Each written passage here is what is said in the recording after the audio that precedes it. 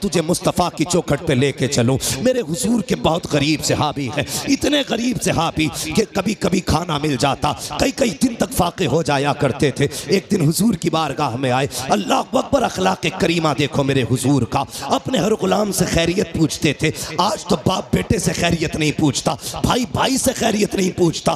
ان موبائلوں نے آگ لگا رکھی ہے، ایک دسترخوان پہ 5 بھائی بیٹھے ہیں، کسی کو پوچھنے کی فرصت نہیں ہے، سارے موبائل میں ڈوب جایا کرتے ہیں۔ میں کہتا ہوں یار اپنوں کو وقت دیا کرو، گھر میں آ جایا کرو، فلائٹ موڈ ڈالو موبائلوں پر اور اپنوں سے بیٹھ کر کے خیریت پوچھا کرو۔ پتا 8 دن سے تو کہاں تھا، تو نے کیا کیا ہے، حال چال پوچھ لیا کرو۔ ہم تو گھر میں گئے تب موبائل ہے، سفر میں گئے تب موبائل ہے، مارکیٹ میں گئے تب موبائل ہے۔ اس موبائل نے بیگانہ بنا دیا ہے، باپ بیٹے سے خیریت پوچھنے والا نہیں، بیٹا باپ سے خیریت پوچھنے والا نہیں۔ آپ میرے نبی کی چوکھٹ پہ چل، سرکار دو عالم کی بارگاہ میں جب غریب صحابی آئے، آقا فرماتے میرے صحابی کیا حال ہے؟ اللہ اکبر، لہجہ اتنا پیارا کہ قربان ہونے کو جی چاہتا تھا۔ کیا حال ہے؟ کہتے ہیں یا رسول اللہ ہر حال میں اللہ کا شکر ہے، بس یوں سمجھ لیجئے کبھی کھا لیتے ہیں کبھی نہیں کھاتے ہیں، جب مل جاتا ہے تو شکر کرتے ہیں، جب نہیں ملتا ہے تو صبر کر لیتے ہیں۔ اللہ اکبر، حضور نے غلام کی یہ باتیں سنی ہے، چشمان نبوت میں آنسو آئے، جیسی آنکھیں بھر آئی ہیں، اتنے میں جبریل آ جاتے ہیں، یا رسول اللہ یہ جو غلام بیٹھا ہوا ہے بس یہ کل ظہر تک کا مہمان ہے، کل ظہر تک اس کا انتقال ہو جانا ہے۔ اتنا سننا تھا، نبوت والی آنکھیں بھر آئیں، چشمان نبوت برسی۔ میرے نبی نے غلام سے نہیں کہا تھا کہ تو کل تک کا مہمان ہے، بلکہ اس سے فرماتے ہیں میرے غلام بتا تو سکی تیری زندگی میں کوئی ایسی خواہش ہے جسے تو چاہتا تھا اور وہ نہ ہو سکی ہو۔ اللہ اکبر، غربت کا اندازہ لگانا، جب میرے نبی نے اتنا کہا تھا بتا تو سکی کوئی خواہش ہو تو پوری کی جائے، یہ نہیں کہا کل تک کا مہمان ہے۔ مصطفیٰ فرماتے ہیں بتا تو سکی تیری کوئی خواہش ہو تو پوری کروں۔ آقا نے اتنا کہا، غلام کے جملے سننا پیارے، جو ہوٹلوں میں 2000 کا کھانے کے بعد اور ایک بھوک کا کھانا پھینکنے والوں، کھڑے ہو کر کے شادیوں میں کھانے دے کر کے کتوں کی طرح کھلانے والوں اور کئی لوگوں کا کھانا دعوتوں میں پھینکنے والوں، ذرا دل سنبھال کے میری بات سننا، خدا نے دیا ہے شکر ادا کیا کرو۔ میرے نبی نے کہا تھا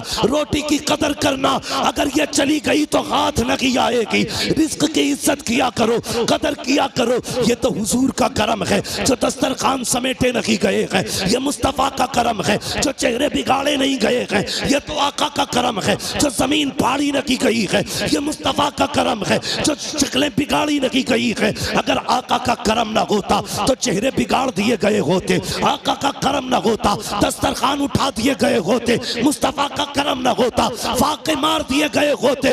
آج جو بے حساب روٹی مل رہی ہے یہ میرے نبی کا صدقہ ہے، بے حساب رزق مل رہا ہے یہ مصطفیٰ کا صدقہ ہے۔ آقا کے صحابی نے کہا تھا یا رسول اللہ ایک خواہش ہے، ایک خواہش ہے، ایک خواہش ہے، بتا کون سی؟ تو اس نے کہا تھا آقا آج تک زندگی میں نے کبھی میٹھا نہیں کھایا ہے، سنا کہ میٹھی بھی کوئی شے ہوتی ہے، آقا میرا جی چاہتا ہے زندگی میں ایک بار میٹھا کھانے مل جائے۔ اتنا سنا ہے میرے نبی نے کہا عثمان کو بلایا جائے، عثمان غنی آ جاتے ہیں، کہتے دوسری خواہش بتا۔ اس نے کہا یا رسول اللہ غریب ہوں، نکاح نہیں ہوا ہے۔ کہا کس لیے؟ کہا کوئی غریب سمجھ کے بیٹی نہیں دیتا ہے، اس لیے میں نے آج تک نکاح نہیں ہوا۔ آقا میرا بھی جی چاہتا ہے کاش میرا بھی نکاح ہو، میری بھی بیوی ہو۔ یا رسول اللہ کبھی کبھی ارمان جاگتے ہیں، دل یہ کہتا ہے جب دنیا سو رہی ہو اور رات کا آدھا حصہ گزر چکا ہو، آقا اس وقت میں میری بیوی بھی ہو اور میں بھی ہوں،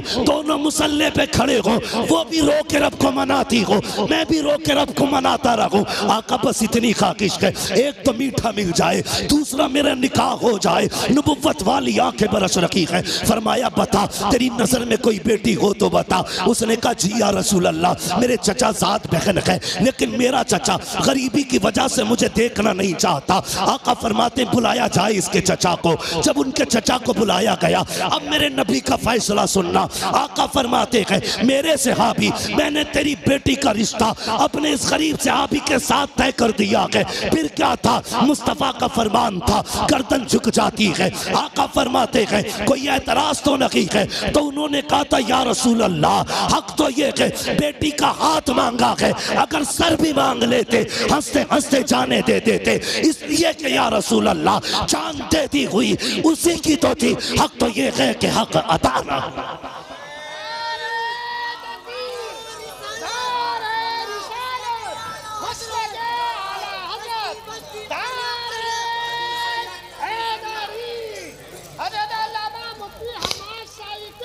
شکریہ بھائی، سنیں یہ فیصلے، میرے نبی کا پیار، بھائی روٹی کی عزت کر، قدر کر اس کی، یہ کچی پکی توڑ کے نہ پھینکا کر۔ کھانے کا ادب یہ ہے، کھانے کے لیے بیٹھو تو اگر پلیٹ میں ٹوٹی ڈلیا میں ٹوٹی روٹی کے ٹکڑے ہونا، پہلے ٹکڑے کھا کے رب کو دکھایا کر، یا اللہ میں نے ناشکری نہیں کی ہے، میں تو ان ٹکڑوں کے لائق بھی نہیں تھا، یہ تیرا احسان ہے، تو نے میرے آگے یہ ٹکڑے رکھ دیے ہیں۔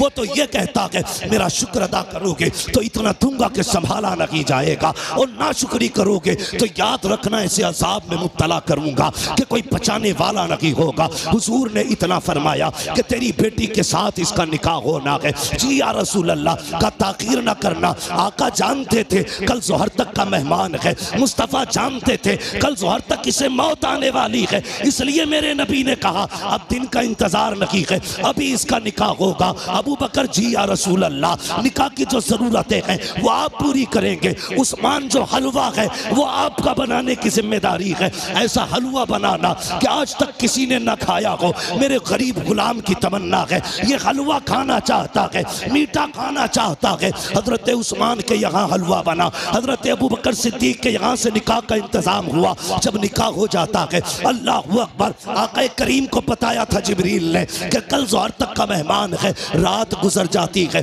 جب صبح کا سویرا ہوا، فجر کا وقت آیا، میرے حضور نے غلام کو بلایا، فرمایا جاؤ میرے فلاں غریب صحابی کے دروازے پہ چلے جاؤ۔ آقا کس لیے؟ کہ اگر اس کے دروازے سے رونے کی آواز آ جائے تو توڑ کر کے مجھے بتا دیا جائے۔ آقا نے اس لیے ڈیوٹی لگائی تھی، جب کہیں پہ میت ہوتی ہے تو اپنے رویا کرتے ہیں، اور اس کی بیوی تو ایک رات کی دلہن ہے، جب اس کے شوہر کا انتقال ہوگا تو ذاکر کے رونے کا پتہ چل جائے گا۔ آگے کیا ہونا تھا یہ تو مصطفیٰ جانتے تھے، لیکن ڈیوٹی آقا لگا رکھے ہیں، جاؤ اس کے دروازے پہ چلے جاؤ، جب اس کے گھر سے رونے کی آواز آئے تو مجھے خبر کر دینا۔ پیارے سننا ذرا دل تھام کر کے، یہ صحابی نے فجر کی نماز پڑھی، جا کے اس صحابی کے دروازے پہ بیٹھ گئے۔ ظہر ہو گئی، کوئی نہیں رویا ہے، ظہر کی نماز پڑھی۔ آقا فرماتے کیا ہوا؟ جی یا رسول اللہ ابھی تک تو کوئی نہیں رویا ہے۔ کہتے پھر جائیے، پھر آئے گئے، عصر تک بیٹھے رکھے، کوئی آواز نہیں آئی۔ جب عصر میں آقا سے ملاقات ہو رہی ہے،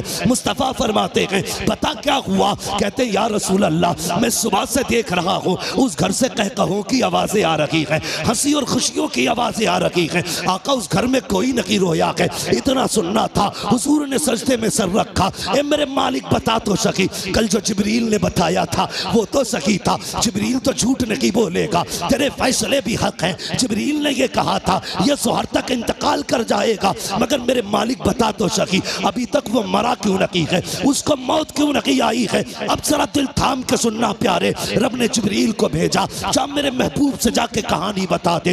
حضرت جبریل آئے ہیں، یا رسول اللہ بے شک اس کو ظہر میں انتقال کر جانا تھا، اس کی زندگی ظہر تک تھی، لیکن یا رسول اللہ جب مغرب کے بعد کا وقت آیا اس نے نماز ادا کی، عشاء کا وقت آنے والا تھا، اس نے نماز عشاء کی بھی ادا کی عشاء کے وقت میں۔ اس کے بعد بیوی کو بلایا، دسترخوان بچھایا، یا رسول اللہ وہ میٹھا جو زندگی میں کبھی نہیں کھایا تھا آج پہلی بار دسترخوان پہ رکھا ہے، سامنے بیوی بیٹھی ہوئی ہے، بہت کچھ ہو رہا ہے کہ سامنے بیوی بھی ہے، دسترخوان پہ میٹھا بھی ہے، میرے آقا نے میری دونوں ضرورتیں پوری کر دی ہیں، یہ دیکھ کے مسکرا رہا تھا۔ اتنے میں یا رسول اللہ دروازے پہ آواز آ جاتی ہے کوئی جو خدا کے نام پہ کچھ دے دے۔ جبریل کہتے ہیں یا رسول اللہ جب خدا کے نام کا اس نے سوال کیا، اس نے ایک نظر بیوی کے چہرے پہ ڈالی، دوسری نظر اپنے حلوے پہ ڈالی، وہ میٹھا جس کے لیے زندگی بھر ترستا رہا تھا اسے دیکھا ہے، بیوی سے کہتا شریک حیات خدا نے تیری جیسی بیوی دے دی ہے،